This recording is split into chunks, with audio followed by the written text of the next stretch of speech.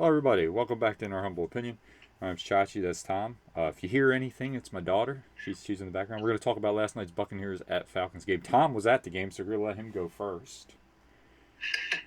Yeah, man, dude, it was incredible to watch. Really good Thursday night game. I don't really get a lot of those, but yeah, like you got, I'd say with the Falcons, man, like this is why they signed Kirk Cousins. You see, like he just gives them an opportunity. You know, Mm-hmm. I gotta say there was a lot of No, I agree. there's a lot of sloppiness, and then like I think the big thing, my big takeaway from it is like I thought just like at times some of the play calling between both teams was interesting. Definitely did not establish the run on both sides the way I thought they would. But I know Tampa's front seven is really good.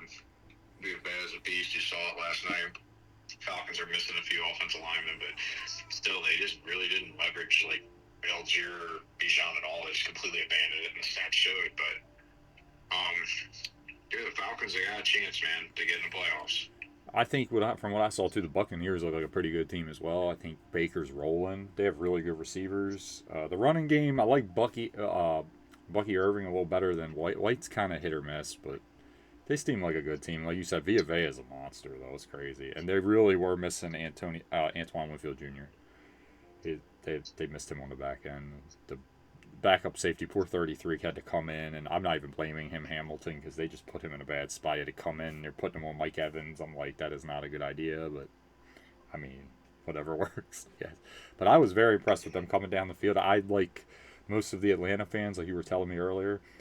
I thought, oh my God, they lost this game already going for it, and they stopped them, got the ball back, and like you said, that's why they got Kirk to make those plays to win the game. So he did it. And Darnell Mooney, what a legend. I know he dropped the one ball, but hey, I'm glad he's showing out now because when he was in Chicago, all the bad coaching and everything, the guy could play, man. He used to hose all the best corners.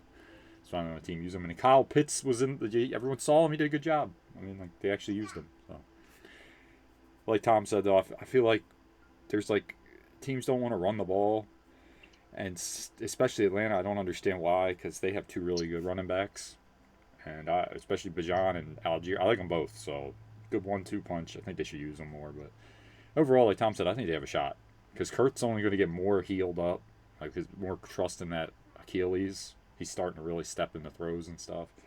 Set his feet. Yeah, I just thought it was an awesome ending too. How about my man Hot? Been on a lot of teams, man. I remember him when he was with Cleveland, right? He was on Cleveland. I'm pretty sure. I remember him a couple years ago, but he made a big play at the end. I didn't think he was gonna be able to split everyone like he did. I was like, oh, he's gone. As soon as I saw how he was pulling away, though, I was like, yeah, it's a touchdown.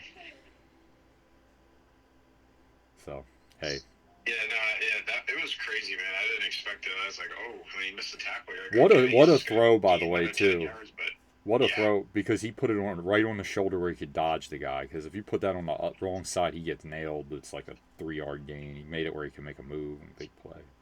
But yeah, we just wanted to do a quick little synopsis on it. Tom was at the game. It was really cool. Swag surfing playing every time. It was really cool.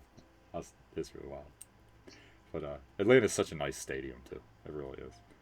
Okay, yeah, so we yeah, man, covered it really is. the. Also, I've been watching the All 22 on the Raven game and a lot of games, but I'm just bringing up the Raven game because I want to give one guy credit that he survived the whole heart thing. But if you rewatch that game, Damar Hamlin, I still don't think is very good in coverage. Obviously, I could see it; he's kind of slow. But I will say this: he was making a lot of tackles in that game that no one else was trying to, especially like on Derrick Henry, which I gotta give him credit. He was cutting off like plays that could have been really big. I had 4 or 5 already, and I'm only through the second quarter. So let me give him some credit. He can tackle. I'll give him that, and he's very sound. It's not like shoulder leading. I give him credit. Damar, you made plays, man. You were saving your team a lot of yards. A couple of them plays. The one Justice Hill screen, if he don't grab his ankles, he might still be running. But just give him credit where it's due. That's the one guy that jumped out on their defense for me. Everyone else kind of looked all over the place, but he was running people down trying to save touchdowns. Everyone else was kind of I don't know what they were doing. So, anyway, just saying. But now we want to get into you said you want to discuss the Devontae Adams situation. So Tom, I'll let you go. It was your thought to do that, which I agree with. But go ahead. Yeah, no, I gotta say, like, you know, he wanted, he couldn't get another new deal in Green Bay, which is fair, and it was just time to move on, right? Yeah. We got that. Green Bay, they gave him his wishes to be in Vegas. He wanted to be near his family, play with Derek Carr. Clearly didn't work out. Derek Carr left. Vegas is a disaster, and he just wants to go. But I gotta say, man, he's part of that negative culture right now. Yeah, I agree. And it's disappointing because I think he's a better leader person than that. And, he's kind of turned into one of those diva-type players where it's like, now he's just trying to force his way out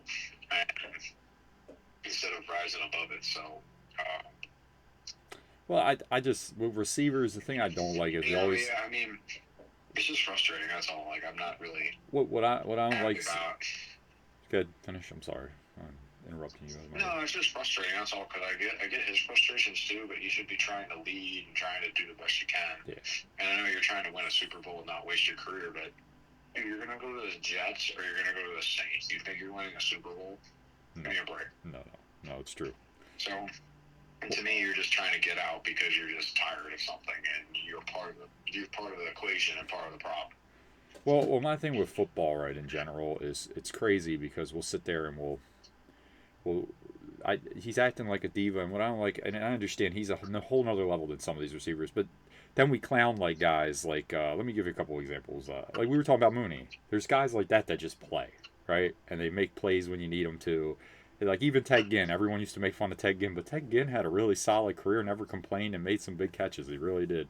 But it's like because he wasn't that good, we don't look at them like we should give those people some credit. They just play the game, they play hard. Derek Mason's, think about Raven guys. Anquan Bolden. When did you ever hear Anquan Bolden complain? They traded him right after they won a Super Bowl. The guy was just like, okay, I'll just go block. He played for the Cardinals. Does anyone remember how bad the Cardinals were as an organization with Larry and him? Those guys just played hard. Larry Fitzgerald, come on, consummate professional. Guy was a legend. Everyone loves him. It's just like sometimes I'm like, I get it. You want the ball, but I'm also like, it's a team game, man. It's like when me and you talk about stuff, it makes me think about that. Like, I love these quarterbacks, but sometimes it gets really old, Tom. I'm like, it's a team game. Now they're talking about the overtime rule from last night's game. I'm like, guys, at some point your defense has to play. I understand, they weren't playing good in this game, but I'm tired of like, hey, they don't give the well, your defense needs to stop someone. If they hold them to a field goal, you get a chance. Why are you giving up touchdowns and 40-yard touchdowns? Like, just tackle the guy. You had 6 people run right next to him. None of you could catch him. What are you doing? Defense has to do something. You can't just be like, well, defense sucks, so let's just make all the rules for the offense. It's like, come on, man. Y'all got to play better. Go. Step up. I'm tired of it. And Devontae Adams, like you said, I get it, but you wanted to go there, right? If I'm not mistaken, he wanted to go there for his grandmother, right? Which I understand. And Derek Carr, which wasn't his fault, they got rid of him, but, I digress. Kind of got blindsided. I get his frustrations, but, you could leave in, a couple years? Maybe this offseason you could have did this. I don't get why in the middle of the season you're messing up the chemistry of the team. Hopefully, like Tom said, he's probably going to the Jets or Saints. That's what it looks like. Because I don't see how another team, even though I'm like Tom, I think he is a little different. I do think he is a good leader when you get him in a good situation. But would you take the chance because you just don't want it to ruin your chemistry? Like, they're talking about the Ravens. I'm like, why would the Ravens get him? They don't even throw the ball that much. I mean, they do, but they're not. They're like a volume team. They're going to throw it to whoever's open. They're weird. So I'm like, why would you go there? Run the ball a lot. They're not going to trade for him. That's a lot of cap hit, too. It's not worth it, But I think they're the two realistic destinations, and I hope everything works out for them. I really do. I just want to give some shine to guys that just play hard, man. Sometimes I'm like, them dudes aren't great, but they go out there and they play ball, man. Just go play ball. Yeah, look, and like I understand too, right? Like you get, think about like the look. It's just like, hey, like us in our jobs, our careers, right? There's moments and times you have to just say, hey, you leave, right? But, we go about it a way, like we just resign or we just like move on, right? Yeah. We don't go out in the media. We don't do like, I don't know, man. Like we try to not like, I mean, at least in my career, I haven't like, if I'm bringing the team around down, I'm trying to like. My 2-year-old singing. That's what everyone hears. Good. Yeah, no, you're good. No, just. Oh no, I could hear you before that. That's just the tough thing. That's all, and that's where I'm disappointed in Devontae because clearly, Again, you're generally part of the equation. You have to have that mindset too of like, hey, am I doing enough to be a leader? And I think he's a great player. I mean, that's in this Yeah.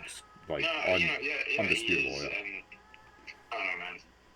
I know the situation's frustrating, but um, I do think part of it though, you gotta be a team player. That's the only way you win. You can't all this. I love receivers, but you are at a dependent position. You have to. Don't make people mad because that's just gonna hurt you. It really is. well, and you can't get, the Carolina game, yeah, there was. Well, what I don't get, Tom, right?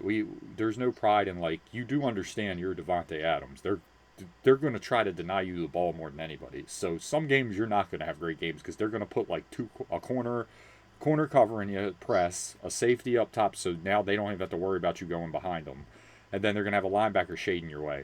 So, dude, getting a catch, it's not smart for your quarterback to even throw it to you because it's just really risky. Because if the ball tips off of you or anything, it's gonna probably get picked because they got everyone looking at you. Sometimes you're the decoy. You are because everyone's like, well, I got to worry about this guy. You know, it's a compliment. You're that good. I remember Randy Moss. They'd have like 4 people on him every day. Like, no, do not let him be this. I don't care. I don't care. Let him catch. John Taylor used to have great games for San Francisco. Not that John Taylor wasn't a good player, but God, it did help having Jerry Rice over there. They were so scared of that man. Put 7 people with Jerry Rice. John Taylor have a Super Bowl, buddy. He won a Super Bowl MVP if I'm not mistaken because of that. So I mean, not that he didn't catch the ball and do great, but it helps a lot. Even Anquan. Tom knows how much I love Anquan Bolden. He had Larry Fitzgerald. That helps a lot. They were like, whatever. Get your catches, buddy. But what a playoff performance. I just love bringing him up. That's my boy. But yeah, man.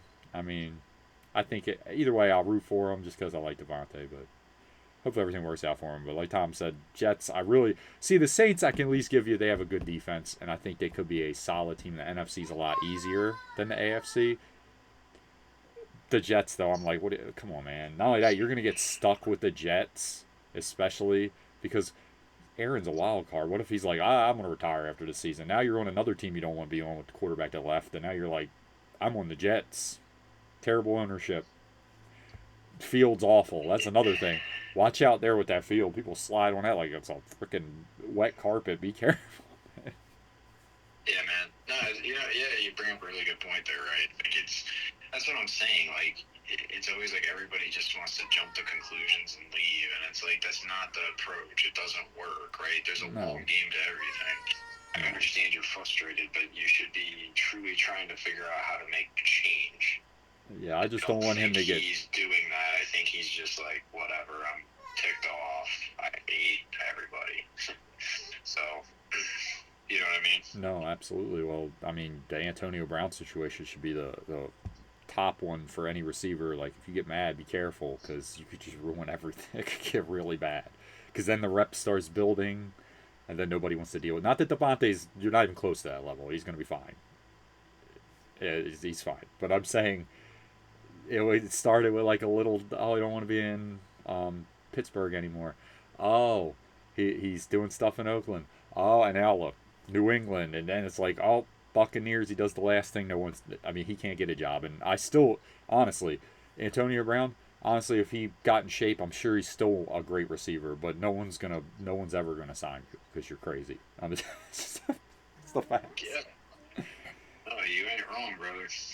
So, yeah, we just wanted to cover all that. Great game, though. Tom got the beat air for it. Thank you guys so much for watching. Likes is always appreciated. Subscribe for more content. And as always, Tom, say it. Roll Tide.